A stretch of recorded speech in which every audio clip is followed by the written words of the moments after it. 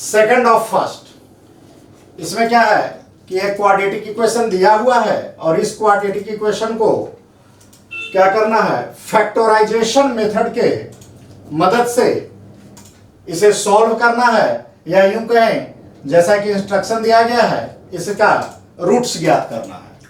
तो आइए इसका सॉल्यूशन देखते हैं।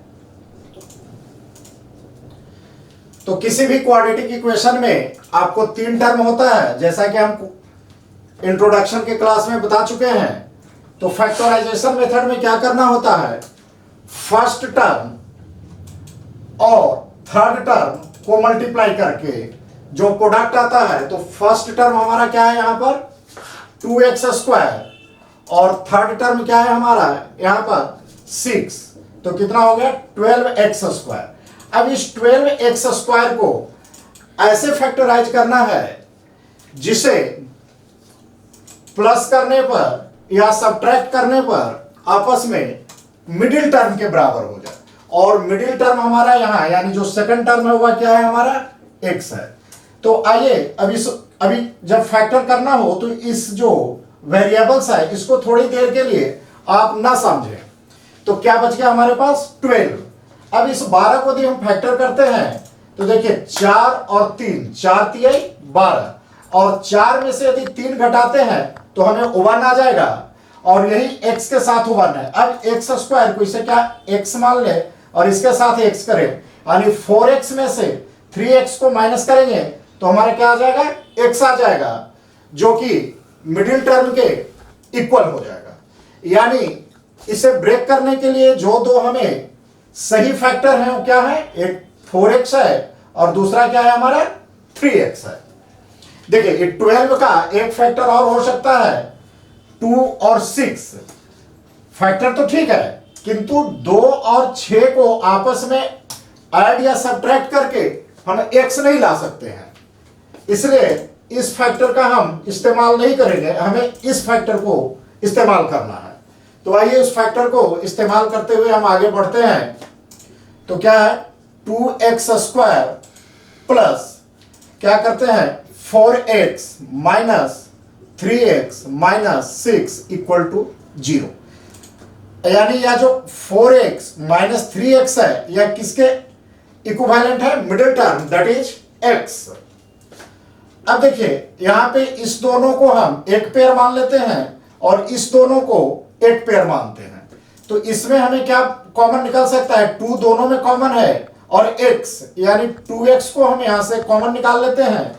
तो यहां क्या बचेगा x प्लस यहां क्या बचेगा x बाहर आ जाएगा, कुछ नहीं बचेगा, और 4 को 2 से डिवाइड करेंगे तो 2 माइनस यहां हम क्या कॉमन निकाल सकते हैं 3। जब 3 कॉमन निकालेंगे तो यहां सिंपल क्या बचेगा x।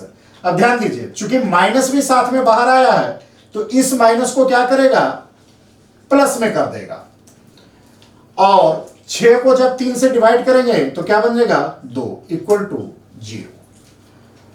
नेक्स्ट स्टेप, अब देखिए यहां से यहां तक हमारा एक टर्म बना और यहां से यहां तक हमें एक टर्म बन रहा है।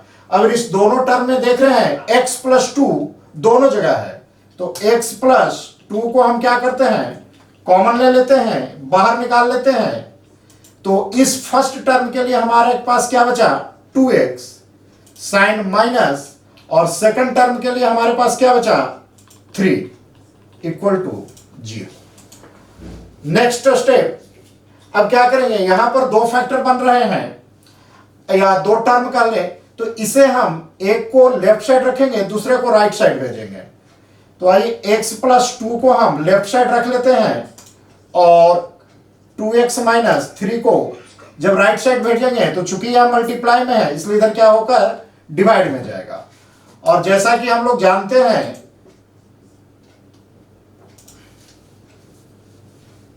x प्लस 2 कि 0 को जब किसी भी संख्या से डिवाइड करते हैं तो वैल्यू क्या आता है 0, इसलिए x इक्वल टू क्या होगा -2। सेम सिचुएशन क्रिएट हो सकता है यदि हम क्या करें इस पार्ट को लेफ्ट साइड रखें और इसे हम राइट साइड भेजते हैं, तो देखिए क्या बनता है 2x माइनस 3 को हम लेफ्ट साइड रख लिए हैं और इसे x प्लस 2 को राइट साइड भेज रहे हैं, x प्लस 2 को, तो यह भी डिवाइड हो गया और यह क्या बना 2x माइनस 3 इक्वल टू 0, क्योंकि 0 को किसी नंबर से डिवाइड करेंगे तो 0। अब यह क्या बनेगा 2x इक्वल टू, अब इस 3 को भेजेंगे तो 3, इसलिए x इक्वल टू 3/2। इसलिए कह सकते हैं हेंस जो रिक्वायर्ड रूट्स हैं, जो रूट्स निकालने कह रहा है वह क्या है, पहला रूट्स हमारा आ रहा है -2 और दूसरा रूट जो आ रहा है 3/2। यही हमारा फाइनल आंसर आता है।